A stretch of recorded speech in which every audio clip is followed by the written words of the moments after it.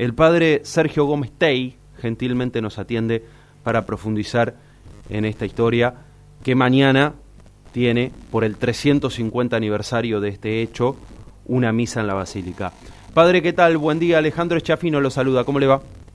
Hola, buen día, Alejandro. Buen día a la gente que está en su casa. Un placer saludarlo. Un día especial, el de mañana. ¿Qué cuenta la historia? Profundícenos en este boleto de compraventa que tiene fecha de 24 de diciembre de 1674 y que da cuenta del pueblo de Luján comprando al esclavo Manuel, al negrito Manuel por entonces, para el cuidado de la Virgen.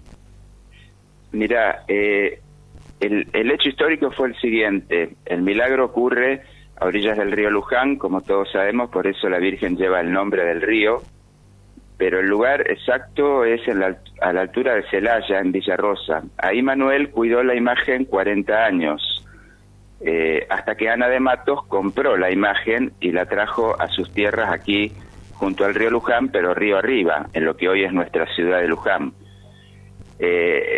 Bueno, la imagen se volvió 2 veces porque Manuel no había ido con ella, entonces ella decidió ir a Buenos Aires, habló con el obispo e hicieron una peregrinación a pie, la primera, desde el lugar del milagro hasta acá, a Luján.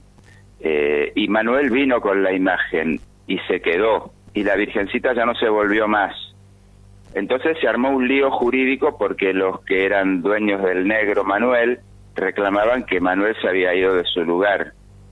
Y bueno, el pleito lo pierde Manuel y tiene que volverse con la familia que son sus originales dueños, porque toda persona esclava tenía un dueño legal.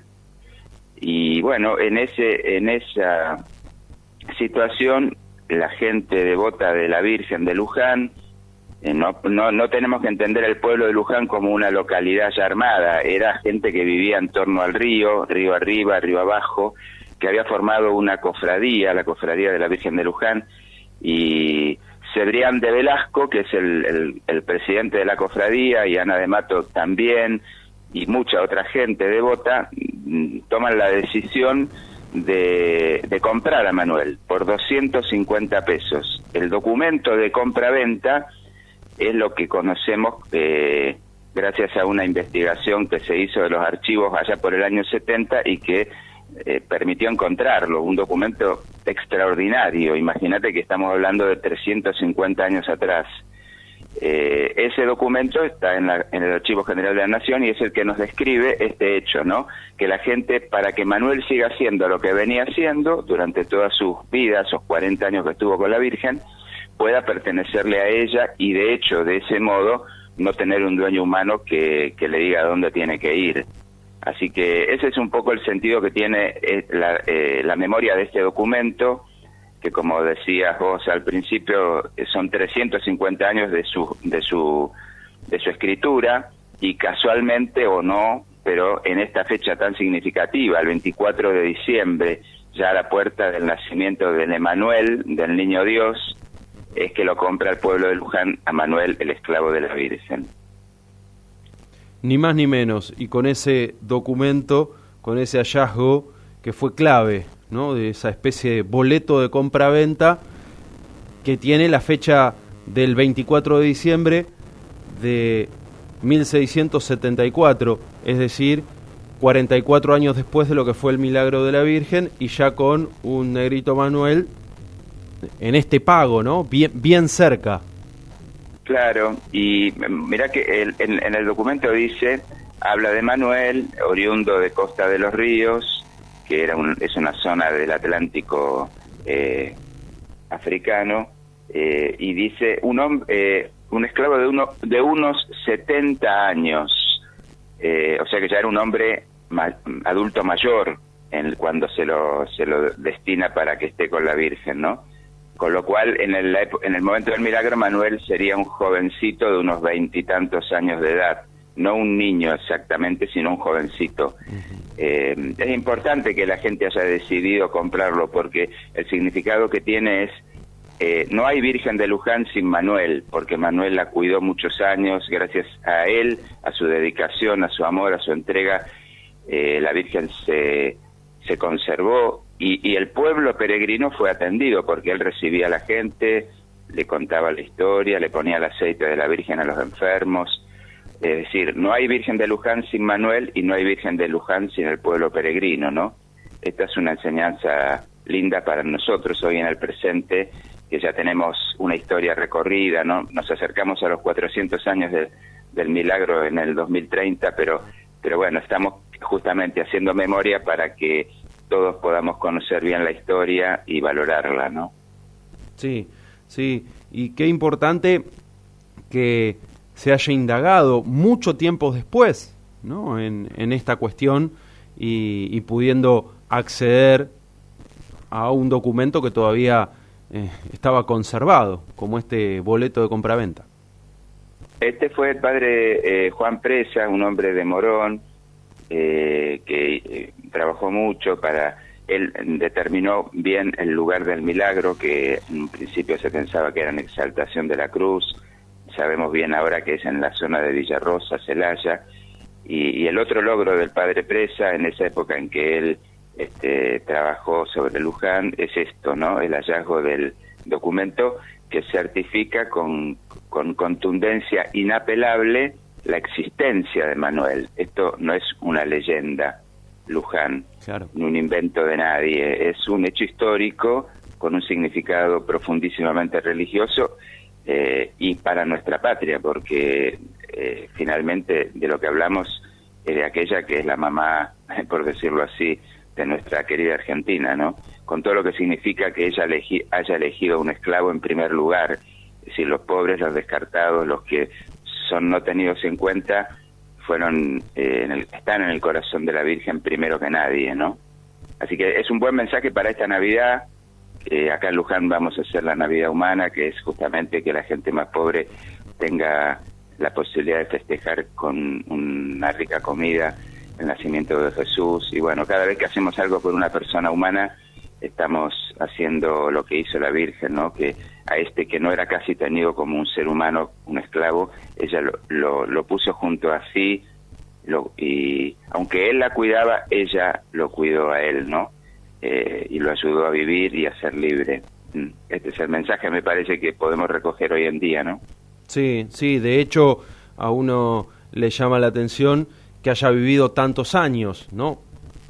En aquella época, y además siendo esclavo con lo que significa, ¿no? Esa sufrida vida. Sí, todos los esclavos tenían una vida sumamente difícil. Manuel le tocó una parte mejor porque era un esclavo doméstico. Quizás no sufrió graves atropellos contra su integridad como en otros casos podría haber ocurrido, y de hecho muchos esclavos mueren en el viaje de África, y muchos mueren después por castigos o por una falta de alimento o por un maltrato, ¿no? Bueno, Manuel le tocó una suerte dentro de lo que era la desgracia, entre comillas, ¿no?, de la esclavitud. Le tocó un modo de vivirla que le permitió llegar a ser un anciano, ¿no?, junto a la Virgen.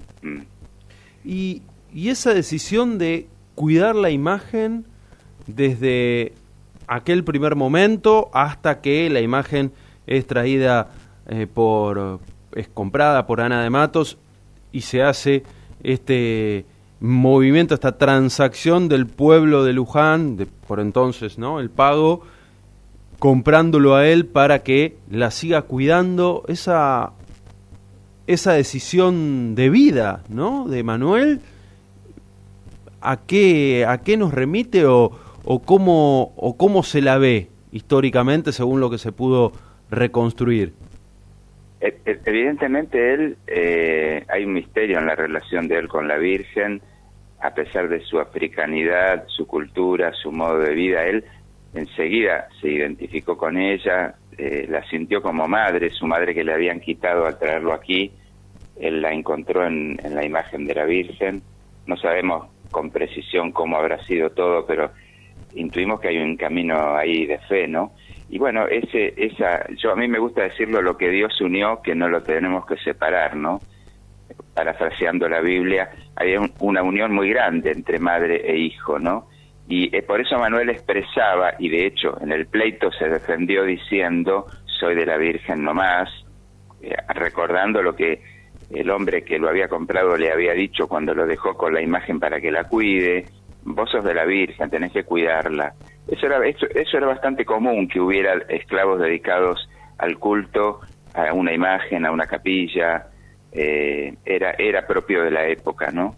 Y bueno, Manuel vivió así 40 años, y lo que hizo el pueblo de Luján, la gente, es reconocer eso, y cuando se lo querían llevar a otra parte, dijo, no, ¿cómo? Luján es la Virgen, pero es también Manuel, que tantos años la ha cuidado entrañablemente. Entonces tomó la decisión el pueblo de comprarla, ¿no? Eso habla muy bien de la gente de aquella época, que supo leer en lo que estaba pasando, bueno, cuál era el designio, ¿no?, de Dios para Manuel.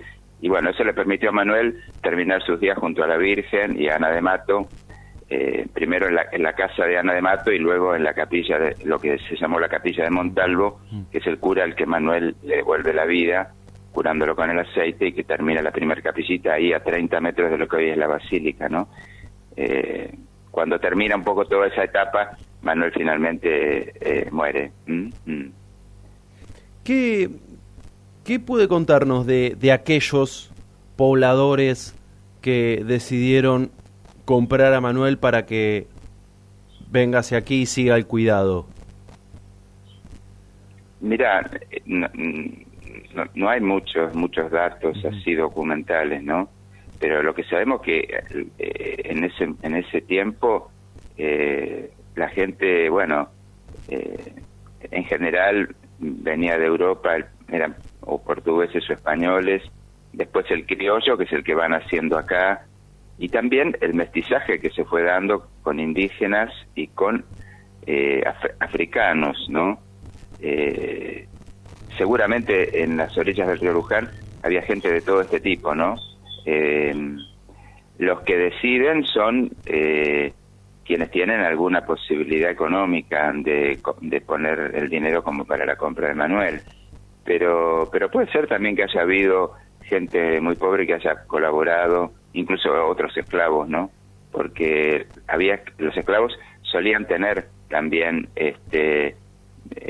su dinero, porque muchos lo juntaban para lograr la emancipación. Muchos esclavos lograban su emancipación trabajando, juntando dinero. Es muy probable que alguno también haya puesto algo de plata en aquella colecta que se hizo, ¿no? Pero generalmente han sido o españoles o portugueses y criollos ya establecidos aquí, ¿no? Es un poquito la gente de aquella época, ¿no? ¿Y cómo entiende, padre, que fue el reconocimiento de la figura de Manuel? Bueno, que en aquellos años indudablemente para muchos fue importante, de ahí, bueno, la transacción, la adquisición para que siga cuidando la imagen de la Virgen, pero ¿cómo fue luego el reconocimiento hacia Manuel hasta la actualidad? ¿Cómo lo ve? Mira, el padre Salver, que escribe, bueno, el primero, Antonio Oliver, que escribe la primera historia de la Virgen en 1770, reivindica fuertemente a Manuel. Todo lo que sabemos de Manuel está en esa primera historia verídica, así se llamó. 100 años después, en 1885, el padre Salver, que es el que lleva adelante la basílica, escribe una historia de la Virgen de Luján grande. El capítulo 4 se lo dedica a Manuel, y él dice una cosa muy linda, dice, la romería de Luján, es decir, lugar de peregrinación, significa, es por la Virgen y por Manuel, porque Manuel era muy conocido, muy querido por el pueblo, y cuando la gente llegaba se encontraba con la Virgen y se encontraba con él, ¿no?